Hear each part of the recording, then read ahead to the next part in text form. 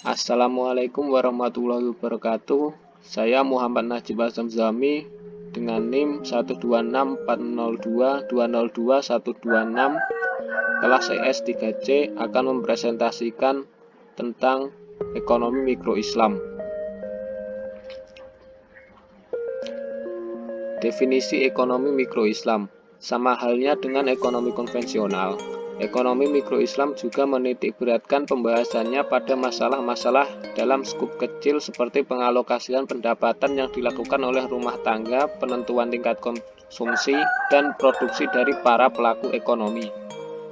Akan tetapi, di sisi lain kehadiran ekonomi mikro Islam mencoba menjawab berbagai kekurangan yang ada pada ekonomi mikro konvensional. Berdasarkan pernyataan di atas, maka pengertian dari ekonomi mikro Islam adalah ilmu yang menjelaskan bagaimana sebuah pengambilan keputusan dalam setiap unit ekonomi dengan memasukkan batasan-batasan syariah sebagai variabel utama. Ruang lingkup ekonomi mikro Islam. Ruang lingkup ekonomi mikro Islam adalah perilaku produsen, perilaku konsumen, serta perilaku pasar. Produsen dan konsumen tersebut dalam dunia ekonomi Islam yang nyata adalah individu pada rumah tangga keluarga, masyarakat, atau perusahaan. Unit-unit ekonomi skala mikro tersebut harus mengalokasikan sumber daya ekonomi yang terbatas untuk mampu mengoptimalkan tingkat pemuas kebutuhannya.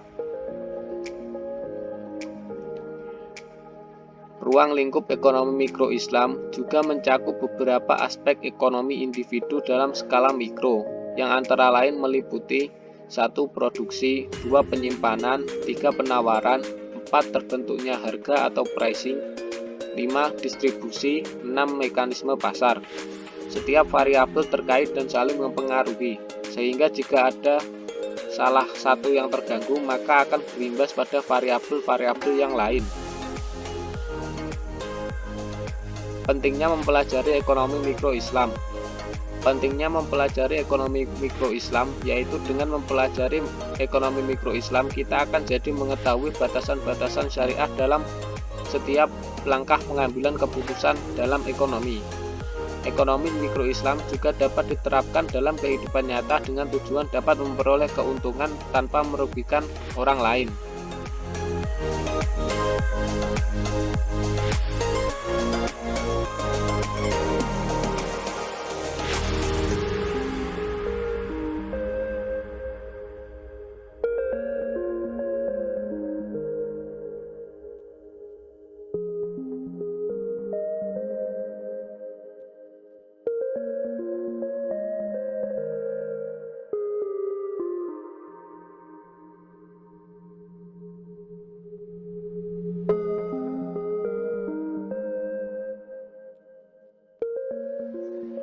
Pelaku ekonomi mikro. 1. Rumah tangga perusahaan mikro.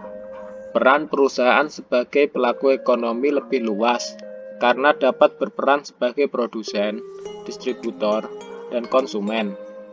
Peran sebagai produsen adalah peran utama sebuah perusahaan karena telah menjadi tempat berlangsungnya produksi. Sementara itu, ada perusahaan yang berupaya agar suatu produk yang diproduksi bisa sampai ke tangan konsumen. Perusahaan retail bertugas memasarkan dan menjual produk dari perusahaan. Dalam hal ini, perusahaan berperan sebagai distributor. Sedangkan peran sebagai konsumen bisa diketahui saat perusahaan harus memenuhi kebutuhan bahan baku untuk produksi. 2. Rumah tangga konsumen. Sebagai pelaku ekonomi dalam hal ini, rumah tangga konsumen memiliki dua peran, yaitu sebagai pelaku produksi dan pelaku konsumsi.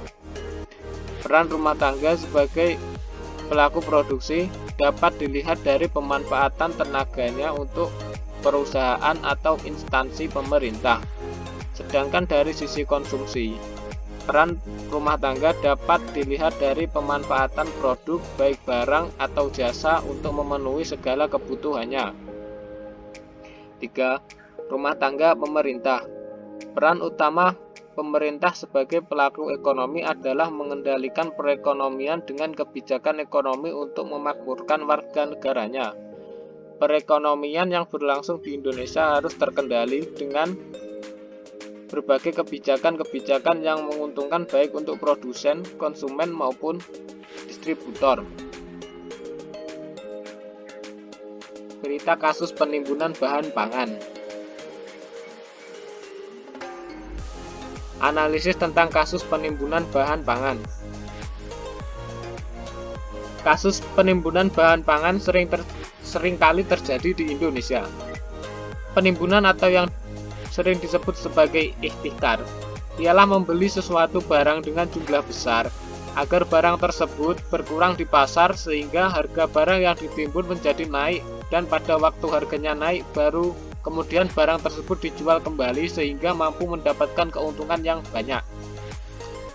Praktik penimbunan barang atau ihtikar ini bertentangan dengan prinsip Islam. Dampak dari ihtikar akan bisa mengacau balaukan situasi perekonomian karena mahalnya barang-barang pokok yang menjadi kebutuhan manusia. Hal tersebut mengakibatkan konsumen dan masyarakat menderita, serta mengakibatkan ruwetnya perekonomian masyarakat. Seperti dalam contoh tadi, sudah ada sekitar 15 kasus penimbunan sejak Januari yang ditangani oleh Satgas Pangan Polri.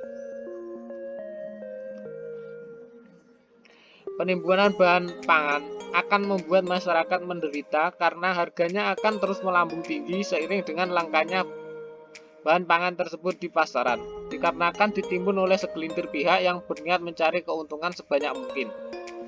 Selain memberi dampak signifikan pada konsumen, penimbunan barang juga berdampak pada para pedagang yang memerlukan pasokan bahan pangan dari pemasok. Mereka akan kerepotan dan bingung dalam menentukan harga. Oleh karena itu, pada hakikatnya ihtikar atau penimbunan dapat merusak sistem pasar yang sudah berjalan normal. Selain dilarang dalam Islam karena melanggar prinsip dasar ekonomi Islam, penimbunan juga dilarang oleh pemerintah karena bisa merusak stabilitas perekonomian. Pendapat saya mengenai kasus penimbunan bahan pangan. Menurut saya, kasus seperti contoh tersebut itu perlu diperhatikan dengan lebih oleh pemerintah. Seringnya terjadi kasus penimbunan bahan pangan menandakan bahwa masih kurang perhatian pemerintah untuk menangani kasus tersebut.